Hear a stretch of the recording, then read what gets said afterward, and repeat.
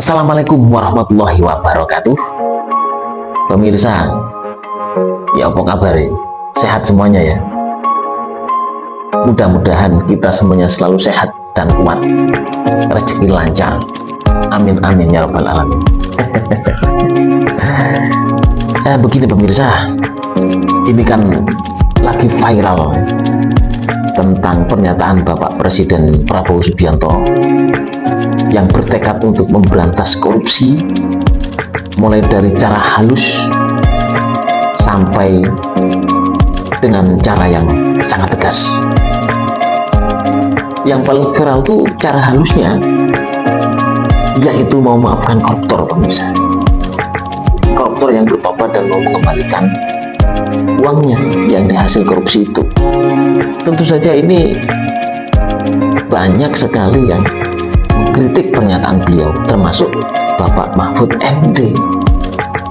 Ya otomatis pasti akan ditanggapi oleh Bapak Presiden Prabowo Subianto melalui Menteri Hukumnya. Cocok ini untuk kita simak. Yuk kita simak video berikut ini. Baik, terima kasih Pak Wamen yang saya hormati, Pak Stafsus dan teman-teman media ya. Pertama-tama saya ingin menyampaikan terima kasih kepada teman-teman media yang sudah berkenan hadir. Saya ingin mengklarifikasi beberapa hal yang beberapa hari terakhir ini beredar di publik, dan menurut saya ada yang miss terhadap apa yang saya sampaikan. Yang pertama, bahwa konteks dari pernyataan saya itu adalah terkait dengan pernyataan Bapak Presiden di Kairo terkait dengan pengampunan. Nah, karena itu ada 3 hal yang mendasari dan merupakan konteks dari persoalan ini. Yang pertama, ada kemungkinan, kan itu, mungkin kita maafkan ya, mungkin. Begitu kata Presiden. Yang kedua, bahwa di dalam pemberantasan tindak pidana korupsi, sama sekali Presiden tidak akan memberi toleransi.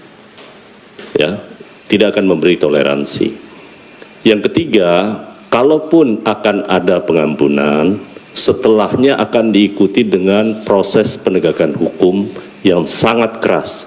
Bahkan beliau mewanti-wanti supaya jangan sampai ada aparat penegak hukum untuk membekengi terhadap satu kasus tertentu. Kan clear pernyataan Presiden seperti itu.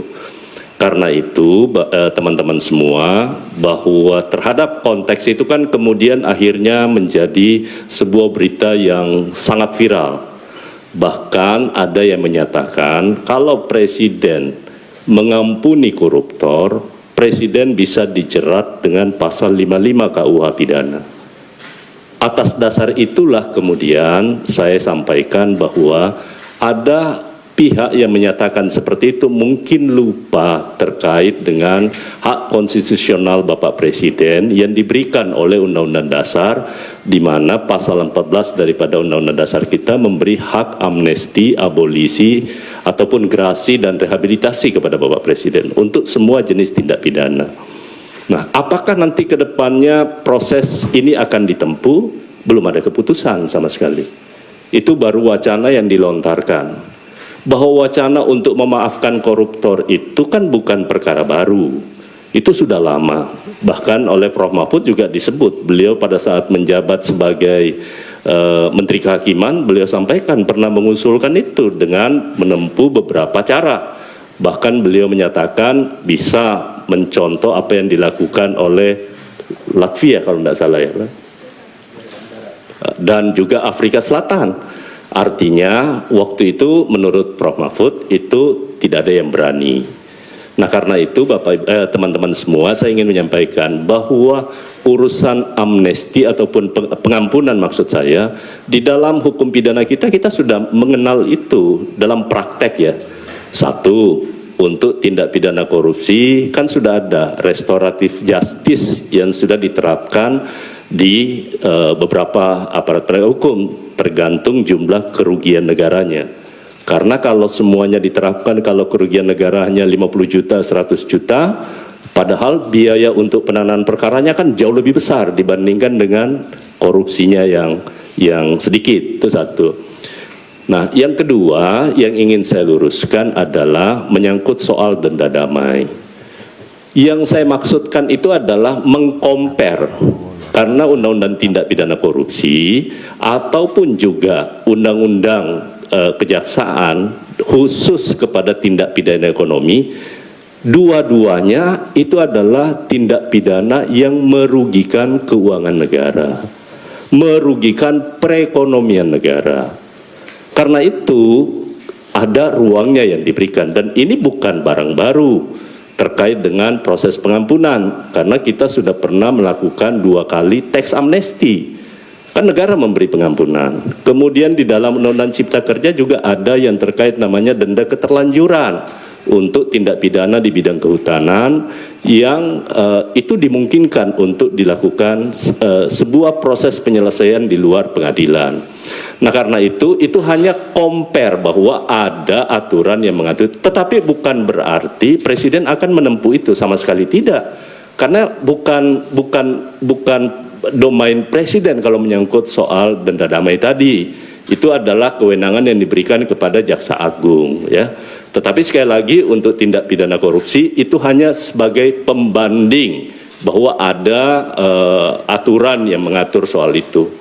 Tetapi intinya teman-teman semua, bahwa keinginan kita memperbaiki Republik ini dari praktek tindak pidana korupsi kan sudah berlangsung begitu lama, sejak era reformasi. Tetapi sampai hari ini kemudian kita tidak bisa menyelesaikannya secara baik. Nah, karena itu ada semangat baru yang diinginkan oleh Bapak Presiden. Silahkan kita akan bicarakan menyangkut soal mekanismenya nanti kalau toh kebijakan pengampunan itu akan diambil oleh Bapak Presiden. Tetapi sampai hari ini kita baru di Kementerian Hukum lagi menyiapkan rancangan undang-undang tentang grasi, amnesti, abolisi, dan grasi. Nanti kalau sudah selesai, kami akan sampaikan kepada kawan-kawan semua. Jadi sekali lagi terkait dengan isu denda damai tadi itu adalah hanya mengcompare menyangkut soal penyelesaian suatu tindak pidana di luar pengadilan. Itu aja intinya. Kita punya contoh-contoh yang lain. Saya rasa itu yang perlu ingin saya sampaikan kepada teman-teman. Sekali lagi ini kalaupun nanti ada yang salah mengerti dengan apa yang saya ucapkan, ya saya menyatakan saya mohon maaf, tetapi sekali lagi itu hanya contoh atau komparasi terhadap penyelesaian tindak pidana yang terkait dengan merugikan perekonomian negara di bidang tindak pidana ekonomi dengan tindak pidana korupsi. Saya rasa itu ya. Terima kasih. Assalamualaikum warahmatullahi wabarakatuh. Nah, akhirnya kita mengerti pemirsa ya. Sedikit-sedikit banyak walaupun wong desa kayak saya ini akhirnya mengerti dan mudah-mudahan paham ya dalam bidang hukum, sehingga kita kalau berbicara ya berdasarkan landasan hukum, tidak asal-asal ngomong. Ya, kita bisa berguru sama Bapak Profesor Mahfud MD, ya, kita juga memahami apa yang disampaikan oleh Bapak Menteri Hukum. Ini luar biasa juga, top markotop. Kita tahu pemirsa, ya. Tapi yang jelas yang disampaikan tadi Bapak Menteri Hukum itu Pak Prabowo dengan tegasnya, ya, akan memberikan, ya intinya memberikan yang terbaik untuk bangsa dan negara kita. Itunya di situ. Ya. Oke pemirsa, jangan lupa klik subscribe, like dan komen, berdiskusi di sini pemirsa. Ya, demikian, terima kasih. Assalamualaikum warahmatullahi wabarakatuh.